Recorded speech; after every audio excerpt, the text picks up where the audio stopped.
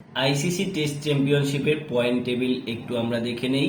বাংলাদেশ অস্ট্রেলিয়ার বিপক্ষে জয় পাওয়ার পর এক লাফে 4 নম্বর অবস্থানে গিয়ে পৌঁছেছে।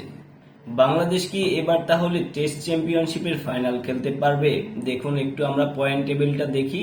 পয়েন্ট টেবিলের প্রথম দুই দল খেলবে টেস্ট চ্যাম্পিয়নশিপের ফাইনাল। এখন পর্যন্ত যতগুলো ম্যাচ হয়েছে সেখানে পয়েন্ট টেবিলের 1 নম্বরে রয়েছে টিম অস্ট্রেলিয়া, যাকে বাংলাদেশ হারিয়েছে 9 উইকেটে।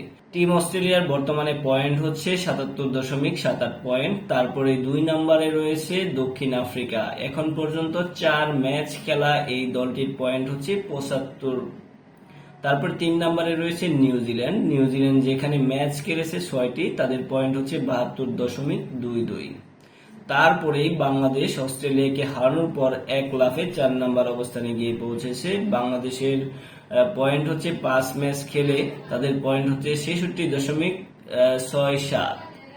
5 নম্বরে রয়েছে ভারত, বাংলাদেশের পরেই যাদের অবস্থান। ভারত এখন পর্যন্ত 9টি ম্যাচ খেলে ফেলেছে, যেখানে তাদের পয়েন্ট হচ্ছে মাত্র 48.15।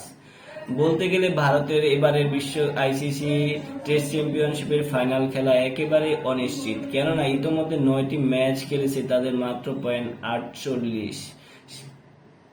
তারপরে রয়েছে শ্রীলঙ্কা, 4টি ম্যাচ খেলে তাদের পয়েন্ট হচ্ছে 41। ইংল্যান্ড তারপর 13 ম্যাচ খেলে ফেলেছে, মাত্র তাদের পয়েন্ট 24। অবশ্যই ইংল্যান্ড এখানে দেখা যাচ্ছে বেশি ম্যাচ খেলার ফলে তারা আসলে ছিটকে গিয়েছে এই রেস থেকে। পাকিস্তান 6 ম্যাচ খেলে তাদের পয়েন্ট হচ্ছে 22.22 এবং সর্বশেষ ওয়েস্ট ইন্ডিজের অবস্থান, যেখানে 12 ম্যাচ খেলে ওয়েস্ট ইন্ডিজের পয়েন্ট হচ্ছে 20.83। এখন পর্যন্ত দেখা যাচ্ছে যে এবারের আইসিসি টেস্ট চ্যাম্পিয়নশিপের ফাইনাল খেলা দৌড়ে এগিয়ে রয়েছে অস্ট্রেলিয়া, দক্ষিণ আফ্রিকা, নিউজিল্যান্ড।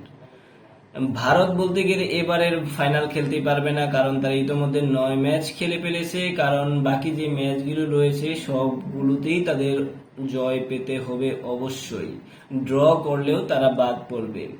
ইংল্যান্ড 13 ম্যাচ খেলে ফেলেছে, তারাও একেবারেই টোটালি বাদ পড়ে গিয়েছে এবারের আসর থেকে। পাকিস্তানেরও একটা সম্ভাবনা রয়েছে, সেই ক্ষেত্রে সবগুলো ম্যাচ যে রয়েছে সবগুলো ম্যাচের প্রত্যেকটিতেই জয় পেতে হবে। বাংলাদেশেরও সম্ভাবনা রয়েছে, বাকি যে 7 ম্যাচ রয়েছে সেখানে 5টি ম্যাচে জয় পেতে হবে, তাহলে বাংলাদেশ হচ্ছে এবারের বিশ্বকাপের ফাইনাল খেলা খেলতে পারবে। তো আপনার কাছে কি মনে হয়, বাংলাদেশ কি আদৌ টেস্ট চ্যাম্পিয়নশিপের ফাইনালে খেলতে পারবে, নাকি অন্য কোনো দুই দল বিশ্বকাপের ফাইনাল খেলবে?